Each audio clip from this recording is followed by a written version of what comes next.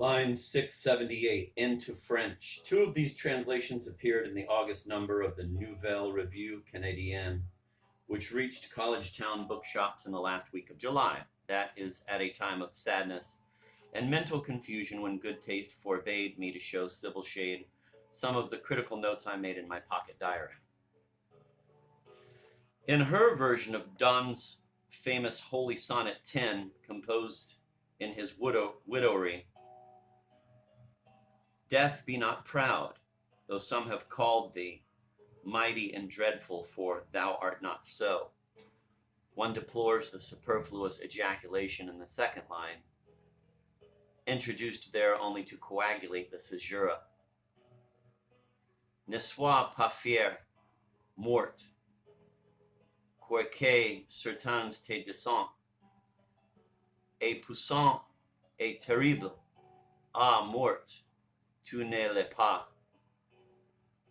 And while the enclosed rhyme so overthrow, lines 2 to 3, is fortunate in finding an easy counterpart in pas bas, one objects to the enclosing descent pre rhymes 1 to 4, which in a French sonnet of circa 1617 would be an impossible infringement of the visual rule.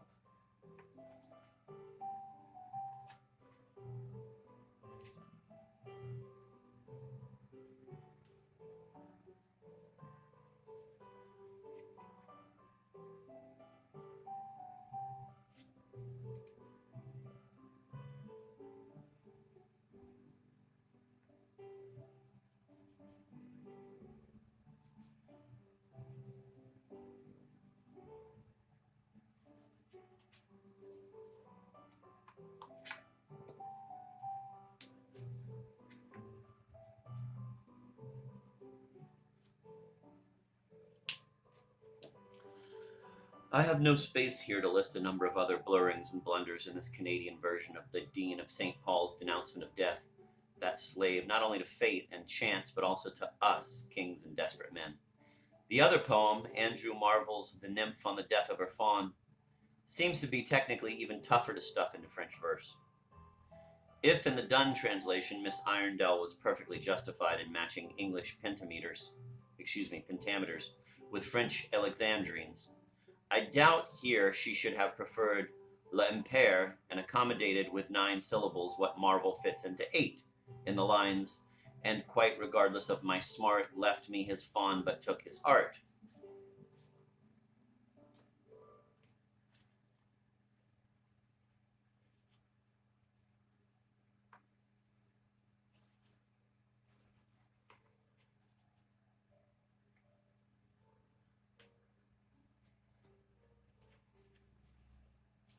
One regrets that the translator, even with the help of an ampler prosodic womb, did not manage to fold in the long legs of her French fawn and render quite regardless of by sans le moindre égard pour, or something of the sort. Further on the couplet, thy love was far more better than the love of false and cruel man. Though translated literally, que ton amour était fort malheur, qu'amour de homme cruel et trompeur, is not as pure idiomatically as might seem at first glance. And finally, the lovely clausule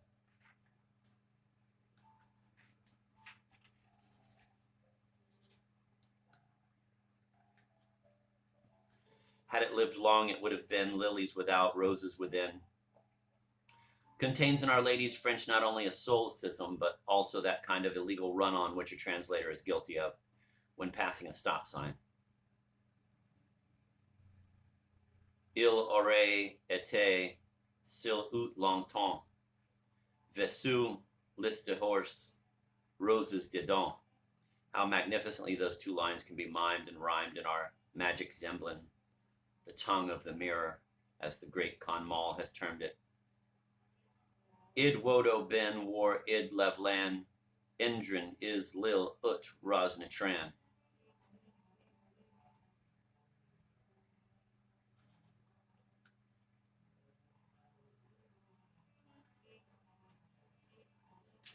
Line 680, Lolita.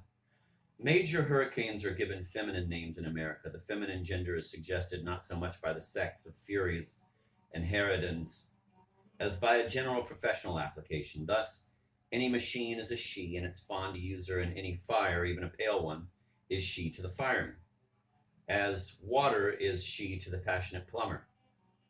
Why our poet chose to give his 1958 hurricane a little used Spanish name, sometimes given to parrots, instead of Linda or Lois is not clear. Line 681, gloomy Russians spied. There is really nothing metaphysical or racial about this gloom. It is merely the outward sign of congested nationalism and a provincial sense of inferiority. That dreadful blend so typical of Zemlyns under the extremist rule and of Russians under the Soviet regime. Ideas in modern Russia are machine-cut blocks coming in solid colors, the nuances outlawed, the interval walled up, the curve grossly stepped. However, not all Russians are gloomy, and the two young experts from Moscow, whom our new government engaged to locate the Zemlin crown jewels, turned out to be positively rollicking. The extremists were right in believing that Baron Bland, the keeper of the treasure, had succeeded in hiding those jewels before he jumped or fell from the North Tower. But they did not know he had had a helper, and were wrong in thinking the jewels must be looked for in the palace which the gentle white-haired Bland had never left except to die. I may add with pardonable satisfaction that they were, and still are, cached in a totally different and quite unexpected corner of Zembla.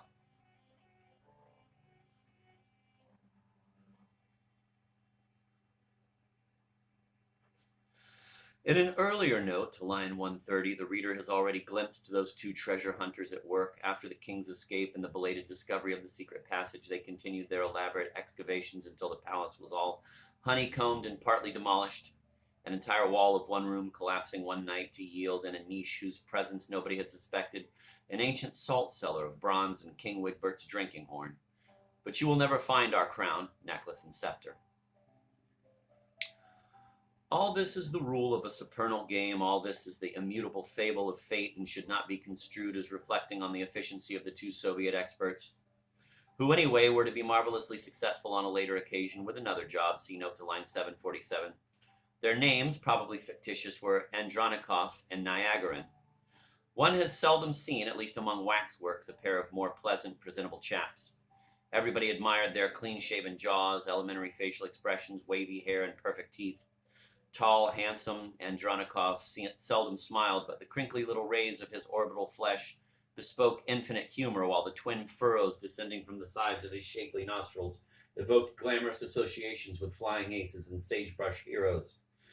Niagarin, on the other hand, was of comparatively short stature, had somewhat more rounded, albeit not quite manly features, and every now and then would flash a big boyish smile remindful of scoutmasters with something to hide, or those gentlemen who cheat in television quizzes. It was delightful to watch the two splendid Soviet chicks running about in the yard and kicking a chalk-dusty, thumping-tight soccer ball, looking so large and bald in such surroundings. Andronikov could tap play it on his shoe up and down a dozen times before punting it rocket straight into the melancholy, surprised, bleached, harmless heavens. And Niagarin could imitate to perfection the mannerisms of a certain stupendous dynamo goalkeeper. They used to hand out to the kitchen boys Russian caramels with plums or cherries depicted on the rich, luscious, six-cornered wrappers that enclosed a jacket of thinner paper with the mauve mummy inside, and lustful country girls were known to creep up along the drungeon, bramble-choked footpaths, to the very foot of the bulwark when the two silhouetted against the now flushed sky sang beautiful sentimental military duets at eventide on the rampart. Niagarin had a soulful tenor voice, and Andronikov a hearty baritone, and both wore elegant jackboots of soft black leather, and the sky turned away showing its ethereal vertebrae.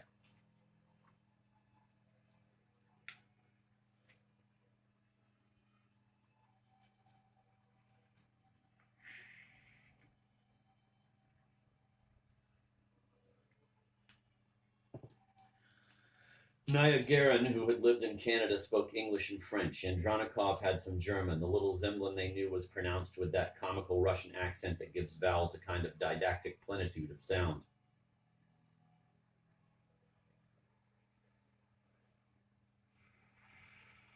They were considered models of dash by the extremist guards, and my dear O'Donnell once earned a harsh reprimand from the commandant by not having withstood the temptation to imitate their walk. Both moved with an identical little swagger, and both were conspicuously bandy-legged. When I was a child, Russia enjoyed quite a vogue at the court of Zembla, but that was a different Russia. A Russia that hated tyrants and Philistines, injustice and cruelty, the Russia of ladies and gentlemen and liberal aspirations. We may add that Charles the Beloved could boast of some Russian blood. In medieval times, two of his ancestors had married Novgorod princesses. Queen Yaruga reigned 1799 to 1800. His great-great-granddam was half Russian, and most historians believe that Yaruga's only child, Igor, was not the son of Uran the Last, reigned 1798 to 1799, but the fruit of her amours with the Russian adventurer Hodinsky, her Goliart, court jester, and a poet of genius said to have forged in his spare time a famous old Russian chanson de geste, generally attributed to an anonymous bard of the 12th century. Line 682, Lang. A modern Fra Pandolf, no doubt. I do not remember seeing any such painting around the house. Or did Shade have in mind a photographic portrait? There was one such portrait on the piano and another in Shade's study. How much fairer it would have been to Shade's and his friend's reader if the lady had deigned to answer some of my urgent queries. Line 692, The Attack. John Shade's heart attack, October 17th, 1958, practically coincided with the disguised king's arrival in America, where he descended by parachute from a chartered plane piloted by Colonel Montacute in a field of hay-feverish, rank-flowering weeds near Baltimore, whose oriole is not an oriole. It had all been perfectly timed, and he was still wrestling with the unfamiliar French contraption when the Rolls-Royce from Sylvia O'Donnell's manor turned toward his green silks from a road and approached along the Mohntrop, its fat wheels bouncing disapprovingly and its black shining body slowly gliding along. Fain would I elucidate this business of parachuting, but it being a matter of mere sentimental tradition rather than a useful manner of transportation, this is not strictly necessary in these notes to Pale Fire. While Kingsley, the British chauffeur and old and absolutely faithful retainer, was doing his best to cram the bulky and ill-folded parachute into the boot, I relaxed on a shooting stick he had supplied me with, sipping a delightful scotch and water from the car bar and glancing amid an ovation of crickets and that vortex of yellow and maroon butterflies that so pleased Chateaubriand on his arrival in America, at an article in the New York Times in which Sylvia had vigorously and messily marked out in red pencil a communication from New Y which told of the, quote, distinguished poet's, end of quote, hospitalization. I had been looking forward to meeting my favorite American poet who, as I felt sure at the moment, would die long before the spring term, but the disappointment was little more than a mental shrug of accepted regret. And discarding the newspaper, I looked around me with enchantment and physical well-being despite the congestion in my nose. Beyond the field, the great green steps of turf ascended to the multicolored coppices. One could see above them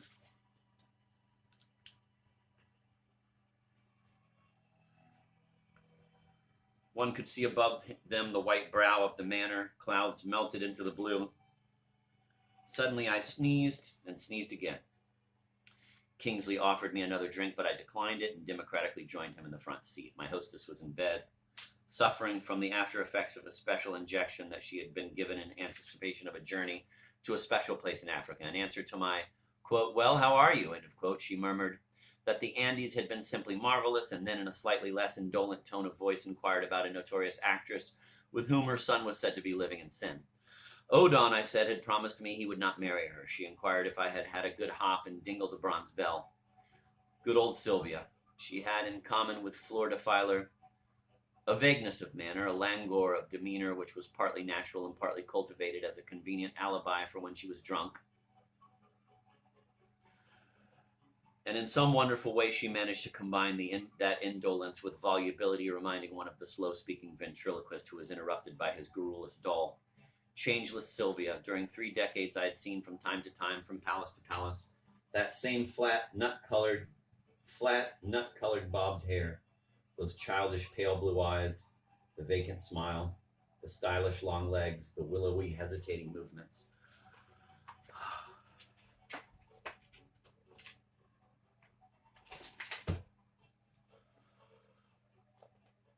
A tray with fruit and drinks was brought in by a jeune Butte, as dear Marcel would have put it, nor could one help recalling another author, Guide the Lucid, who praises in his African notes so warmly the satiny skin of black imps. Quote, you nearly lost the opportunity.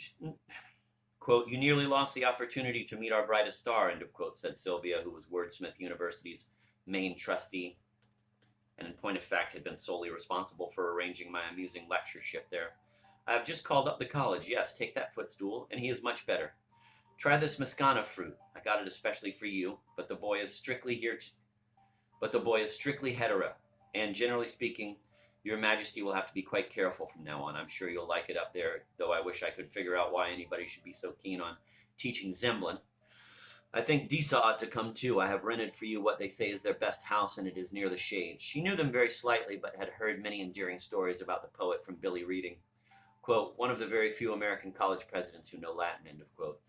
Then let me add here how much I was honored a fortnight later to meet in Washington that limp-looking, absent-minded, shabbily dressed, splendid American gentleman whose mind was a library and not a debating hall.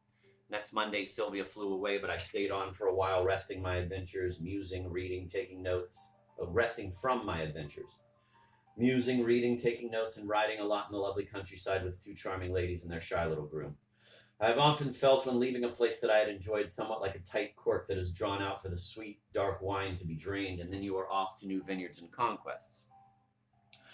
I spent a couple of pleasant months visiting the libraries of New York and Washington, flew to Florida for Christmas, and when ready to start for my new Arcady, deemed it nice and dutiful to send the poet a polite note congratulating him on his restored health and jokingly warning him that beginning with February he would have a very ardent admirer for a neighbor.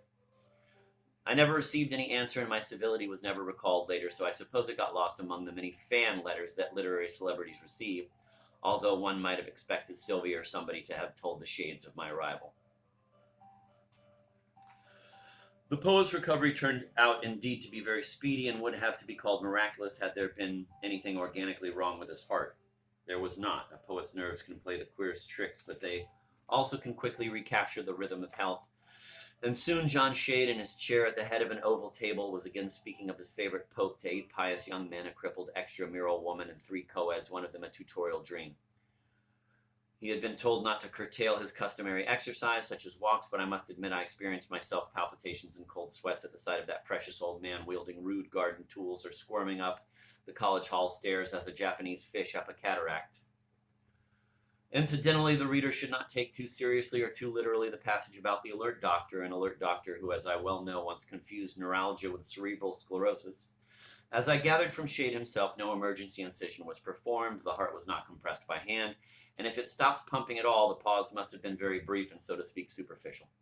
All this, of course, cannot detract from the great epic beauty of the passage, lines 691 to 697.